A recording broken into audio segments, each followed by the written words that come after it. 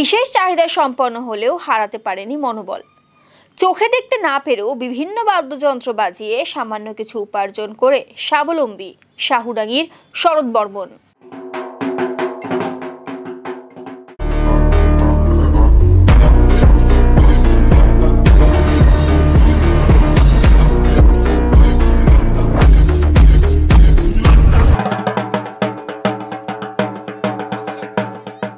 শরতের কাছে পৃথিবীর সর্বক্ষণই অন্ধকার, তবুও এলাকায় পুজো পার্বণ হলেই ডাক পড়ে তার। কারণ সে দৃষ্টিহীন হলেও বিভিন্ন বাদ্যযন্ত্র বাজানো রপ্ত করে ফেলেছে, তাই অনুষ্ঠানে বাজনা বাজাতে ডাক পড়ে তার। সেখান থেকে যেটুকু অর্থ জোটে তা দিয়েই কোনো রকমে চলছে সংসার। এভাবেই লড়াই করে বেঁচে রয়েছেন রাজগঞ্জের শাহুডাঙ্গি এলাকার পাঘালুপাড়ার 22 বছরের যুবক শরৎ বর্মন। পাঘালুপাড়ার ক্ষিতীশ বর্মনের একমাত্র ছেলে শরৎ। ক্ষিতীশ বাবু রং মিস্ত্রির কাজ করে কোনো রকমে সংসার চালান। শরতের জন্ম হওয়ার পর অনেক স্বপ্ন দেখেছিলেন ক্ষিতীশ বাবু ও তার পরিবার, কিন্তু অল্প দিনেই সেই স্বপ্ন ভেঙে চুরমার হয়ে যায়। ছোটবেলায় দৃষ্টিহীন হয়ে যায় শরৎ, কিন্তু প্রবল মনোবলের জেরে হার মানেনি শরৎ। কি শরৎ বর্মন এই ক্যাসিও, ঢাক, হারমোনি এগুলাই আর কি। এগুলা মানে সব জায়গায় বেড়াই তো, এর কাছে ওর কাছে বেড়াই আর কি, ভালোই লাগে। হ্যাঁ, ঢাকে তো ওই যে কালকে বাজায় আসলাম দুর্গা পূজার, আজকে মনসা পূজা আছে। 1000 টাকা করে দেয়, কেউ 1000 টাকা দেয়, কেউ 500 টাকা দেয়, যে যেরকম পারে। পরিবারের বাবা কাজ করে, রঙের কাজ। শরতের বাবা ক্ষিতীশ বাবু বলেন 2 মাস বয়সে টাইফয়েড ধরা পড়ে ছেলের, তারপর থেকেই দৃষ্টিহীন হয়ে যায় সে। সাধ্যমতো বিভিন্ন হাসপাতালে চিকিৎসা করিয়েও কোনো লাভ হয়নি। তারপর থেকে এভাবেই বড় হয়ে ওঠে শরৎ। তবে শরৎ ছোটবেলা থেকেই বিভিন্ন পুজো পার্বণ ও অনুষ্ঠানে ঘুরতে ঘুরতে নিজে থেকেই বিভিন্ন বাদ্যযন্ত্র বাজানো রপ্ত করে ফেলে।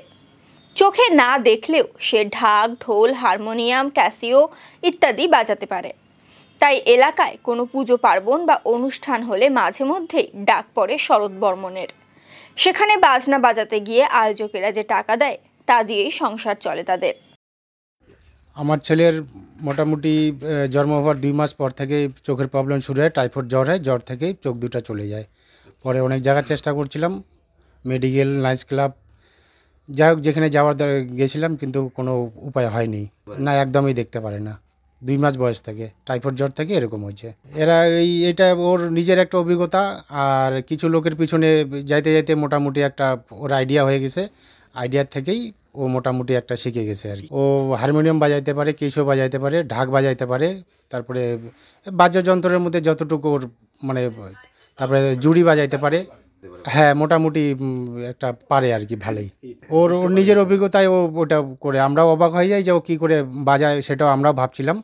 কিন্তু এখন দেখি যে না, মোটামুটি ও নিজের অভিজ্ঞতায় যেটুকু শিখছে আমরা ওটুকুই ওর দেখতে পাচ্ছি আর কি। এই মোটামুটি বাজনা বাজাটা ওর 15-16 বছর বয়স থেকে শুরু হয়েছিল। হ্যাঁ, ডাক পাচ্ছে মোটামুটিভাবে, যে যেরকম পারে সে সেরকমভাবে ডাকে।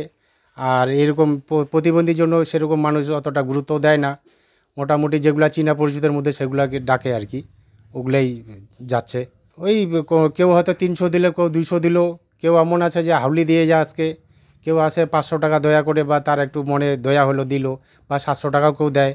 মানে কোনো রকম দিন যাপন চলছে। আমি এমনি লেবারি কাজ করি, দিন মজুরি আমি। পরিবারে আমার এই ছেলে আর ছেলের বউ, আমি, আমার স্ত্রী। কিছু সরকার থেকে যদি সুযোগ সুবিধা বা কেউ যদি আমাদের ছেলেটাকে কেউ হেল্প করে, তাহলে একটু উপকৃত হব। ঘরবাড়ির অবস্থা তো দেখতেই পাচ্ছেন, সরকার থেকে এখনও ঘর পাইনি, বা এইবার পাওয়ার আশায় আছি যে কতদিনে পাবো।